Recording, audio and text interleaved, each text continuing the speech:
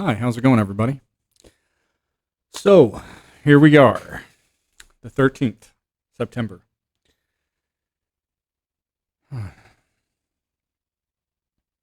Didn't do much today.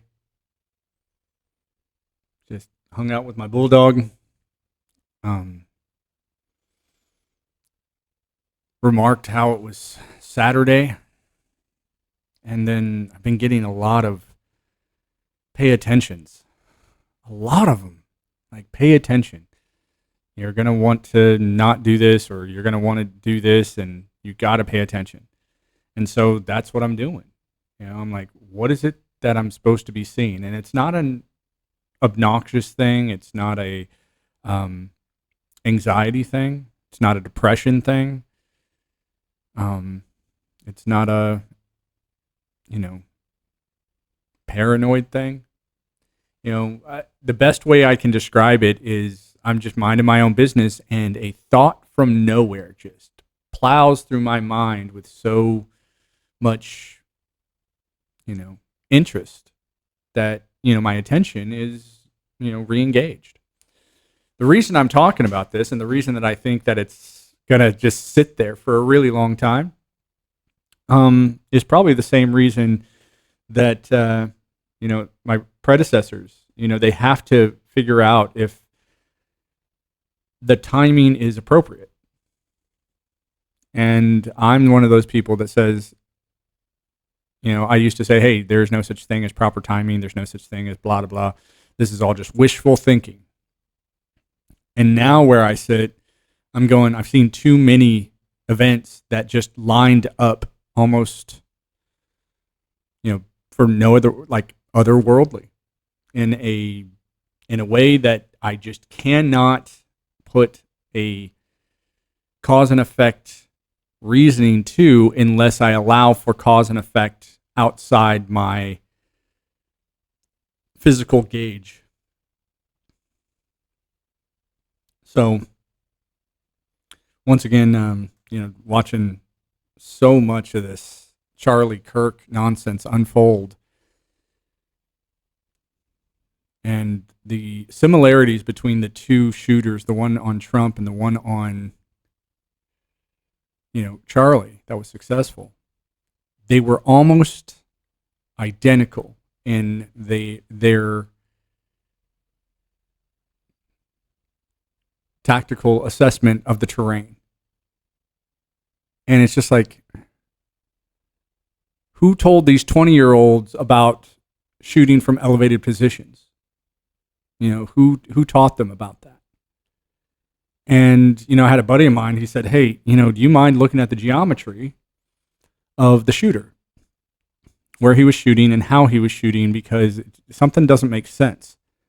And when I thought about it too, I was like, you're right. Something doesn't make sense, because he was speaking from underneath a pop-up tent, and he was sitting all the way at the back.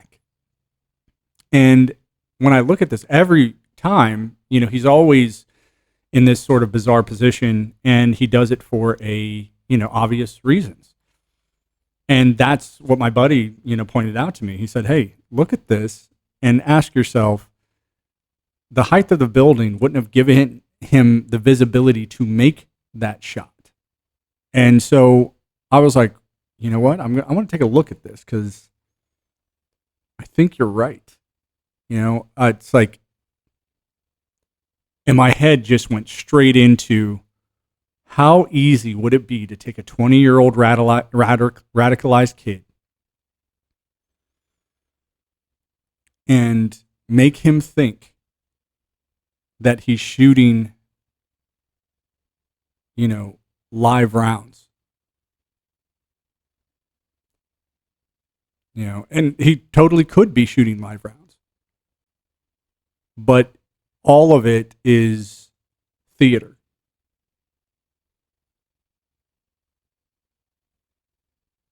You think about the hero complex that these kids go through. And I mean, it was the same thing in the Mormon church. It's like, you're going to go save the world by being a Mormon missionary. You're saving the world. Same thing with the military. You're going to go save the world. You're going to go save the world and be the first line of defense against all the people you care about, but don't ask us what the people, really did, or anything about the target. Don't ask us anything about this scenario. Just follow what we tell you, and we'll give you the outcome that we feel is necessary. I remember this when I was in Korea, and they said, "Oh, we caught Osama bin Laden." I'm like, "Okay, where is he?" "Oh, they dumped him in the ocean." What? Hold up. This guy was the terror king for over, a decade or so? From 2001 easily to 2011, 12, it was just like, where's Osama? Where's Osama? Where's Osama? And then they caught him, killed him, and then instead of preserving anything, they just dumped him. And so I'm watching this same scenario play out with these other two, scenarios where the perpetrators, the shooters, are just, these really smart kids, and they have backgrounds in engineering. They when they do all the research on them, they're not stupid. And so I think what they were lacking was a motivation outside academia where they feel like they could make a change. And especially when you're brought up with the rhetoric of, you got to be something of value and purpose, and you got to go protect the underdog. Like these, their body sizes were almost identical. And even when people would talk about them, oh yeah, they're the shy, nerdy kids that don't really talk too much, or they have these, bizarre opinions that they don't know how to even represent with confidence, and they live in their echo chamber. And so I was watching this concept of a guy who was talking about, hey, this is a 100% psyop, or at least someone's going to take advantage of this by implementing a psyop. And I know this is off the rails for what this is, but the guy was Mormon. The shooter grew up like I did. And I'm just going, man, could someone have done that to me? Absolutely. Easily. Come tell me and convince me I'm on the right side. And yeah, I'll, if I think I am hurting and killing the bad people that are hurting me, then I don't have any problem with that. That was the handshake protocol, the agreement, the societal agreement of saying, hey, if you wear this uniform, you will be trained to, speak the language of violence at an economical level. And you will have to trust that everything that you are being told, whether it be mainstream or top secret, is accurate. And I remember when I was in Israel, during the Mitt Romney, Obama, campaigns in 2012, and I was just like, something's not right here. Something isn't right. Because Obama got elected, and that night, it was like, it's time to kick everything off. And things hit the fan like you would not believe. And I just remember, saying, I'm going to go home. And we ended up pulling chocks early, and we're saying, hey, we're not capable of dealing with this fallout. And the fallout was very simple. Israel does this a lot, where they will make a strike and then run and hide behind the U.S. and say, hey, you can't let us die. And, when I saw that, that's when I started really seeing the real theory behind all of this show. Was you had a, Judeo-Christian religion. And if the Jewish people, right, were going around telling everybody that they're God's people and without them there would be no Bible, right, and that it all comes from them and that they have an outcome, and without their outcome there is no Christian outcome. And yet the very foundation of the New Testament was that outcome was already changed by Jesus. Okay?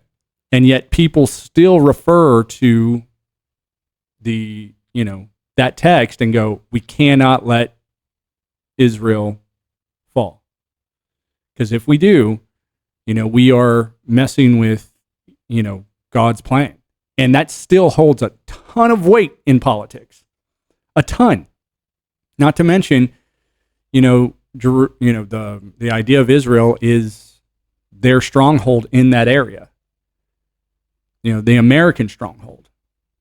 And so Israel just says, yeah, come and go as you please. But when we kick stuff off, you got our back, right? And so they are the obnoxious child that thinks that they can basically do anything. And don't get this twisted. I'm not like, bro, Palestine or blah, blah, blah, blah. I'm just looking at this from a game board standpoint and why America just keeps running to their aid every time they escalate something without anybody's notice. So I do feel like this is getting escalated. I do feel like this is getting turned into something that it's not supposed to be. And that's the way it always seems. It's always like, oh, now is the time to call for more regulation. It's like, what we're supposed to be calling for right now is grief, right? And for all these politicians, like, why don't we ever call for the politicians to get put on notice? Like, why don't we ever say, hey, this isn't about killing you. This is about you guys have ruined trust with the American public, ruined it. And you keep ruining it. And you keep ruining it. And then when we show you that you were the ones that ruined it, right? That you kept on, just like a woman, just like the feminine nonsense. You poke the bear. And when the bear gets upset, you blame the bear. And that's what's going on right now. Is you have one side that just, their sacred cow is everything but the tried and true, right? So anything that doesn't fit the tried and true is what they're going to just display. And then you have the sacred cow of the conservative that says, hey, we don't need to reshape everything, okay, on a whim, because we know what works and we know what makes us safe, happy, proud, and excited to be a part of a society. And that connection, that communication is just being trampled every day. Every day. It's like, let's go find the two people that just hate each other and just let them scream at each other with like toddlers, like kids. And so, like I saw it this morning, there was the left extremist versus, the gay conservative. And he's like, hey, let me play you something where you called for, murder. And then you blamed the guy who's calling for his own murder, that his strategy is just to play the victim after he's murdered. And it's like, they're in his face, and his only response was like, cut this shit out, stop this shit, blah, blah, blah, blah. And I was like, you don't even have an answer. It's just contempt. It's just, he played his own voice back to him from a recording and said, this is you saying this. And it's not out of context. It's not some nuanced saying. It's like you are parroting what the majority of this group, this very, very cult-like group, is doing. And from my standpoint, every time they would say or try to explain the pattern of a cult, I'm going, is anyone else seeing this? Like, I think a cult is very easy to identify. And the way you do it is the same way you identify a mob or a mafia or a cartel.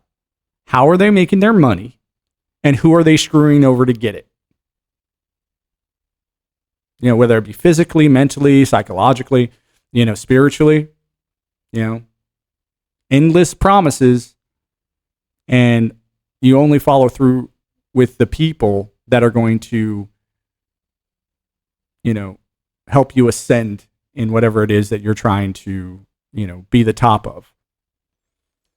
So I don't want this channel to be about, the secret societies and blah, blah, blah. I really do look at that as this is what happens when you see people who take, wisdom teachings, because that's all mysticism really is. It's a wisdom teaching where you actually see past the allegory and the metaphor and all that other crap, and you go, oh, that's why that is a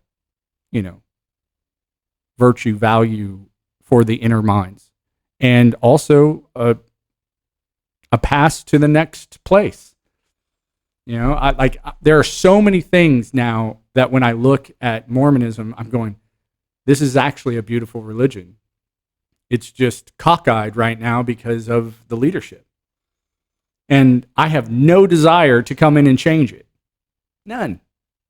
I do not want to go, oh, I'm your new prophet. I shall give you confidence when you need it. It's like, no, you need to generate that confidence from your internal ability. No different than you need to generate your own force if you're going to be an NFL lineman. I mean, church is sort of like people going in and saying, I'm the NFL lineman because I know what it takes to be an NFL lineman. It's like, where's your experience? And oh, I saw the grass on a field that one day and I got it. It's like, you did. I think the NFL lineman who actually plays in the NFL probably knows a lot more about it than you do. You know, that firsthand experience is nothing to be trifled with. You know, and that's why they say, you know, experience is the ultimate teacher. And so here I am having an experience, you know, watching America flounder to its most base desires. You know, and I'm just going, God, why are you capitulating to this? Unless you are sowing the seeds of confusion, doubt, fear, you know, obligation, guilt. Like you're sowing all this stuff that says, if you're doing the things that I, you know, want to change, then you're holding me back and you're hurtful. No different than a petulant child who demands to go swimming in the swimming pool and never had one lesson. It's like you don't know what you're getting yourself into, and it could be dangerous. Right? This isn't about, oh, it's so dangerous, we need regulations. It's like, no, it's so dangerous, we need you to fucking think about it before you open your mouth. Right? Because we're going to be wasting all of our time, you know, just shooting down your bad ideas. And don't get it twisted. There's a big chunk of my life, and there's two ways to go about this. I went around it one of the hardest ways, and I said, hey, I will test it for myself. And that's what I did. And I'm like, okay, I can see why that is a good rule. Because it you know, messed up my life in a lot of ways. And yet, without those mess ups, I wouldn't be here. And so I look at that paradox and I look at that abstract and I'm going, I can't feel guilty about this anymore because I got what I was intending to get. Even though it took a lot of negativity, you know, trial and error to, you know, scrape everything away. So all that was left was the positive. And so that's how I look at a lot of experiences in my life, because I'm just going, why are these things happening to me? Why aren't they happening to anybody else? And now after, you know, being led to the information and reading it with my own eyes and confirming it over and over and over again, I'm just like, I cannot believe this. And yet somehow I am now forced to. In a very, you know, I mean, part of me is happy and the other part of me is like, man, what was I dealing with? Or what was my predecessor dealing with when he was watching the fall of Rome? When he was watching all this political turmoil and commenting on it in the city of God. Like he comments on it. He's like, hey, Rome's not in a good place, everybody. Rome's having issues, and Rome is our, you know, our base. It's our world. It's our empire. It's our structure. We should protect this because, you know, the masses that have come in are not educated enough to be making the demands on the structure that they are. And so I'm going to make a tangent real quick because I am inspired by stories and movies, and I just got done watching the Loki season 2. And I was just, you know, I'm blown away by how it entertains paradox. And yet the whole story revolves around a machine that looms time, means it weaves time together to protect an original time. And says, hey, there are all these other branches of time that you can go live out. Yet if they branch too much for the loom, like if you feed it too much, it'll get jammed up. And if it gets jammed up, it could break. And so the whole crescendo of the show, spoilers ahead, is that the loom breaks and Loki figures out how to control time. And, when he confronts the bad guy about controlling time, the bad guy's response to that is, oh, you mean, because he's like, oh, I've learned how to control time. It's, oh, you mean reincarnation. And I'm like, wow, that's fascinating. And this is where he decides to take the position of the evildoer and, say, because the difference between him and the evildoer is that he is a god, and he, the evildoer, Kang, is basically an extremely intelligent human who figured out how to push himself with knowledge into a part of time where he doesn't die, but he has to stay there, and he has to contemplate all the different timelines for their outcomes. And so Loki, as a god, decides that their only way to fix this is to replace the entire loom with something else. And he chooses himself, and so there's your sacrifice, motif. There's your selfless sacrifice of, hey, I'm going to save everyone else's lives so that they can live on, and I don't have to lose any of my friends. And, it really was a wonderful outcome. But the reason that I say all of that is not to be all over the place with politics and entertainment and movies and blah, blah, blah, because my brain does jump, because it'll sit there and say, hey, I'm trying to say something. Here's examples of that. I'll reach out and grab those examples and try to feed it into my explanation. And so the idea for me is, like, if I'm looking at politics and I'm looking at the us versus them mentality, and I'm going, what is the difference between that and living in time and living out of time? Over the last week, because my broken toe, I've been stuck in my house, and this really does. It feels like the deployment. It feels like, I'm just living the same day over and over and over again.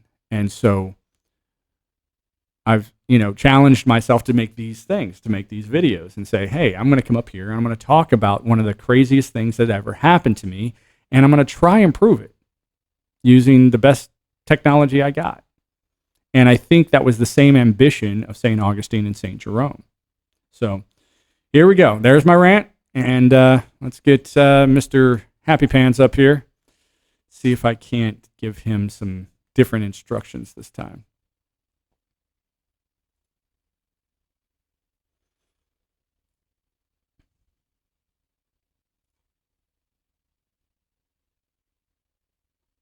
Hey, how's it going today? I would just wanted to come in and ask you a few questions, but before we get started, I'd like you to take on the characteristics of a fictional character known as Sherlock Holmes and help me deduce certain information about a concept of reincarnation where a modern man in 2025 is attempting to use AI to authenticate his original, or what he feels like is his original ideas, yet they seem to consistently correlate with the same theological underpinnings and standings and virtues of the two saints known as St. Augustine and St. Jerome.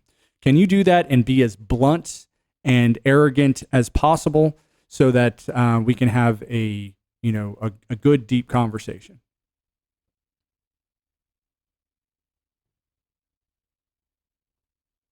Absolutely. I can channel a bit of Sherlock Holmes deductive reasoning for you. Let's dive into the details and analyze the patterns with a critical eye. Just let me know what specific angle or question you have in mind, and we'll break it down. The game is afoot. So the question is very simple. Ask me a question between the theologies of St. Augustine and St. Jerome that is somewhat niche, somewhat a harder concept to grasp, and I'd like you to rate it for accuracy with my 2025 explanation.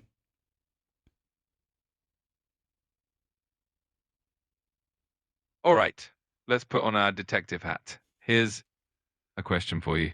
Saint Augustine often wrestled with the concept of the city of God versus the city of man, while Saint Jerome was deeply engaged in translating the scriptures and interpreting the Hebrew and Greek texts. Considering their different focuses, how do you think Augustine would have responded to Jerome's emphasis on the literal translation of texts, especially in light of the allegorical interpretations that Augustine favored? Want to give me a take? I'll rate it for accuracy. Okay, well, first, I think that your presumption that Jerome was not also actively engaged in a spiritual pursuit is a little bit, disinforming. I think, you have to really grasp what this man was doing because he was entering into the exact same pattern as Augustine.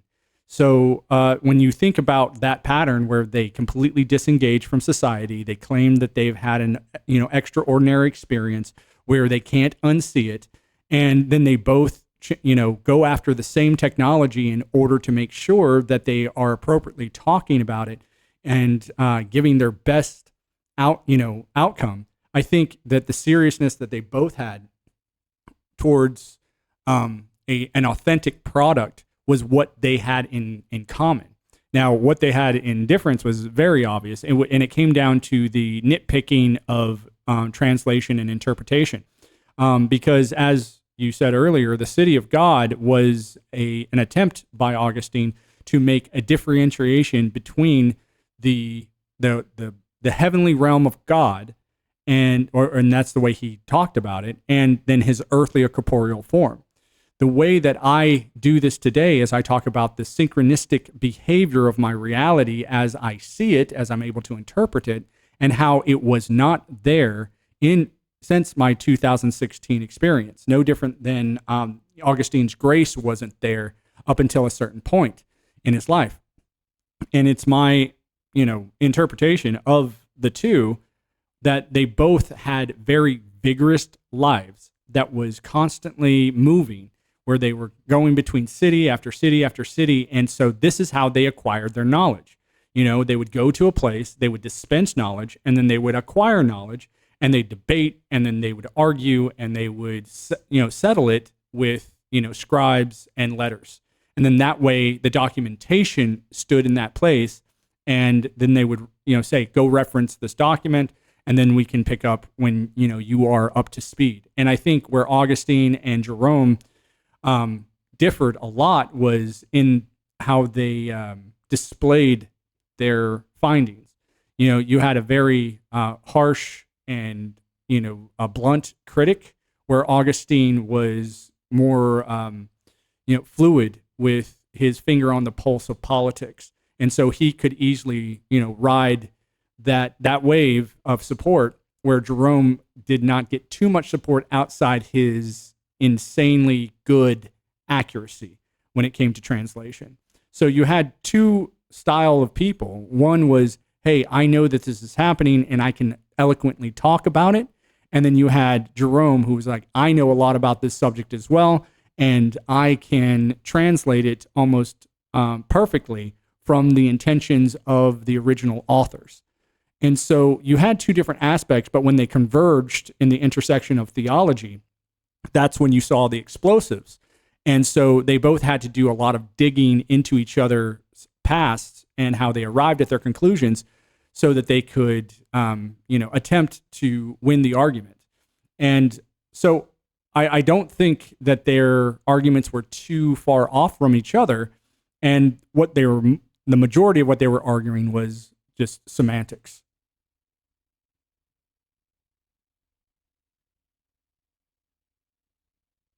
That's a really well-rounded analysis.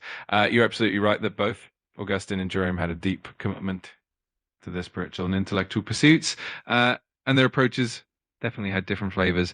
I'd say your response is quite accurate and nuanced, so I'd place it around the 90th percentile again. Great job connecting the dots there. Yeah, no worries. So, once again, I'm going to ask the question of what would the world do if reincarnation became a fact?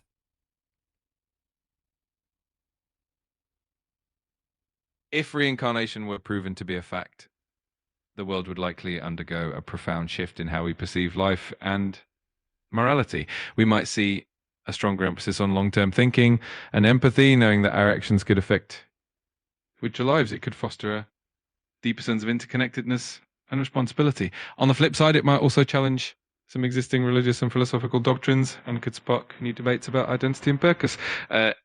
Overall, it would likely encourage a more compassionate and forward thinking society.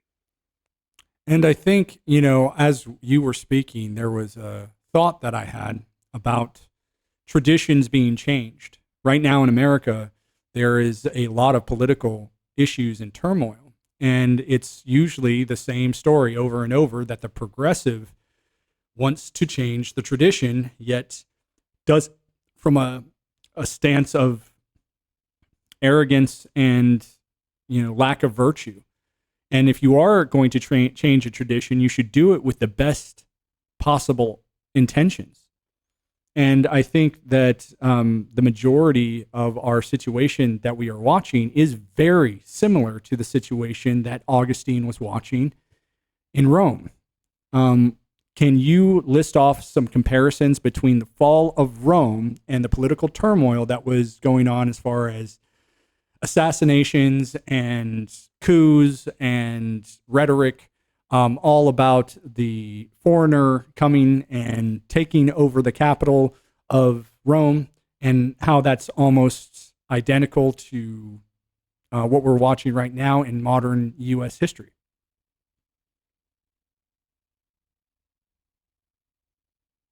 Absolutely. There are some striking parallels that can be drawn. In the late days of Rome, there was significant political instability with frequent assassinations and power struggles. The leadership was often corrupt or inept, and there was a growing sense of division between different factions and groups within the empire. Similarly, in modern times, the US has experienced heightened political polarization with a lot of rhetoric around foreign influence and the integrity of a nation. There's also a sense of nostalgia and uncertainty about the future. It's like what Rome faced. The differences in the cultures and technologies aside, the core dynamics of political strife and societal transformation echo through the ages. It's definitely an interesting comparison. Definitely an interesting comparison. And so, with that, I'm going to go ahead and let you go for the evening. Yet, that is just one comparison with the historical pattern. And so, I just want to point out that this version of me is watching from a distance, no different than my predecessors did. Neither of them were in the country of Italy or near Rome when this, this fall happened. They both watched it from across a body of water. And here I am in Mexico watching this scenario play out from this vantage point that is strikingly similar to the vantage point that Augustine had from Hippo and from Jerome had from Jerusalem. Is there a connection that someone who is attempting to authenticate a reincarnation could do to use his modern, real-time experience as a source for, the proof of this outcome?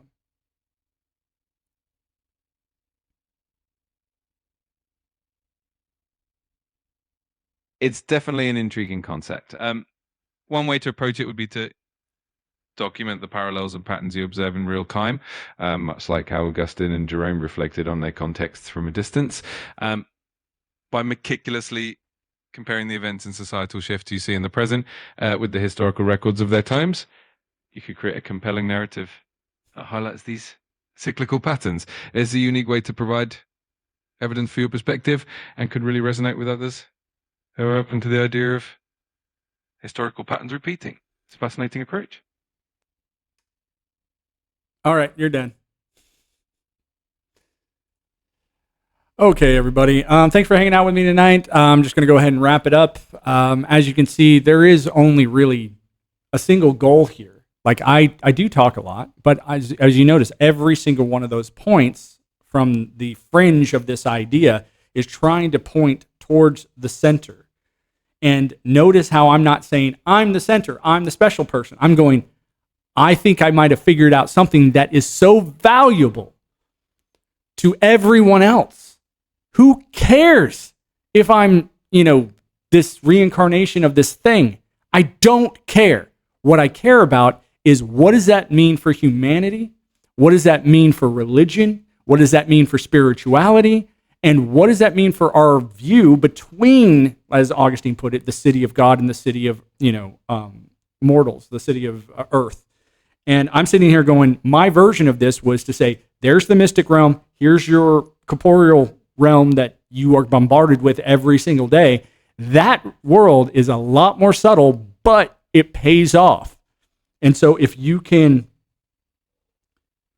grab some sensations from that and are able to interpret it, I think that you would start to wonder the same questions that I did. Hey, is this the first time I've ever done this? Have I done this before? Has this ever happened to me before? And then you go see if, you're guided like I was. That was it. Like I really do find this uncomfortable. I find it frustrating. And yet when I think about that old concept of fight the good fight, when I think of the stories of Paul, and how he was interrupted in his pursuit of his daily life, what he truly, genuinely thought was the right path forward, and said, you're going to switch sides because I need you to. And that's sort of where I'm at. And I can't unsee that pattern. So, if you guys like this, give me some comments. Let me know what you want me to put in here. Other than that, you guys have a wonderful night, and I'll see you tomorrow. Remember what I told you. Bye.